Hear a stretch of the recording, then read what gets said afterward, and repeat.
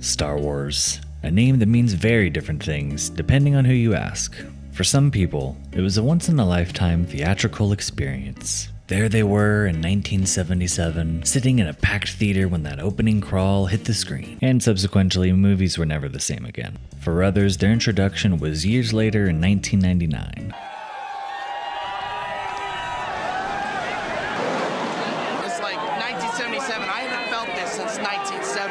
Watching a pod racing sequence and thinking to themselves, this is the peak of the franchise. But now, there's a whole generation where the name Star Wars unfortunately doesn't mean much of anything. It's just another brand, another logo, something that shows up on a streaming menu between 8 other shows you forgot existed. Even with all of that, the one thing Star Wars fans universally agree on, we will absolutely lose our minds over 6-inch plastic figures. I have 3 of each, 1 to display, 1 to open, and 1 just in case. Because while the movies may be full of nostalgia and the streaming shows a hit or a miss, collectors will absolutely fight each other in the middle of a Target over a blue clone trooper. And that brings us to today's topic, collecting Star Wars The Black Series in 2026. Segment 1.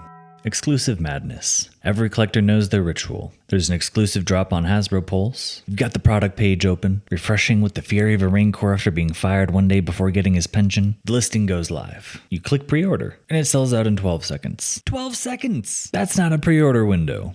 That's just straight up. And then collectors act like this is normal. Oh yeah, man, you just gotta be quick. Quick! I'm buying a toy, not defusing a bomb. It's like a million wires in here. Segment 2. Army building. I love clone troopers.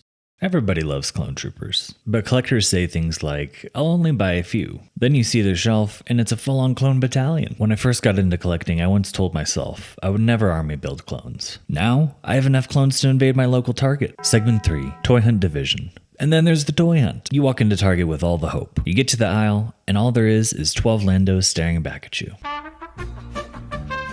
At this point, Lando isn't even inventory anymore.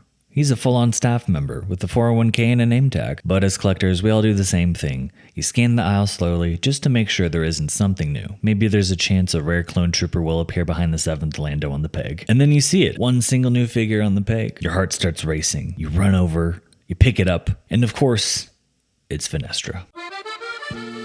Segment 4. The box collector versus the opener. Every Black Series collector eventually falls into one of two camps, the box collectors and the openers. And these two groups treat each other like rival political parties. Box collectors treat the packaging like it's an ancient artifact. They'll say things like, mint condition, never opened before. Meanwhile, openers see a box and immediately turn into a raccoon in a trash can. Plastic everywhere. Cardboard flying across the room. The figure isn't even fully out of the box and they're already posing it. And the argument between these two sides never ends. Box collectors say, you're destroying the value. And openers say, it's just a toy. Box collectors say, you should protect the packaging, while openers say, just enjoy the figure. Meanwhile, Hasbro is sitting there redesigning the package every 2 years just to watch the chaos. Chaos isn't a pit. Chaos is a ladder. Segment 5. The display crisis. As collectors, our number one enemy is space. And when you start collecting, no one tells you about that problem. At first you buy a few figures, you put them somewhere on your desk, and it looks great, nice and organized. Then you buy a few more. Still manageable for the most part. You buy a few more.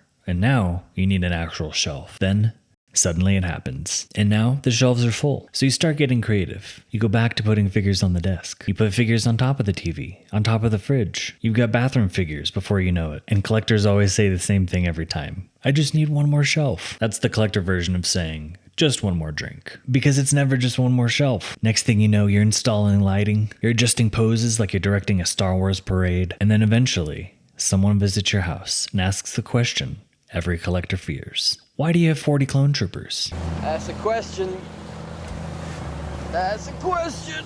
And you try to explain it, but halfway through the explanation, you realize something. This hobby might not make sense to anyone else, but somehow it makes perfect sense to you. And despite all of this, the insane pre-order drops, the army building addiction, the toy hunts that unfortunately lead to nowhere. Despite all of that, we still collect. Because when the Black Series actually gets something right, a perfect clone trooper, a great Jedi sculpt, a figure that just looks incredible on the shelf, it reminds you why you started collecting in the first place. Thank you so much for watching. If you made it this far, hopefully you enjoyed yourself. If so, don't forget to like the video and subscribe to Star Wars Collective so you don't miss out on more content in the future.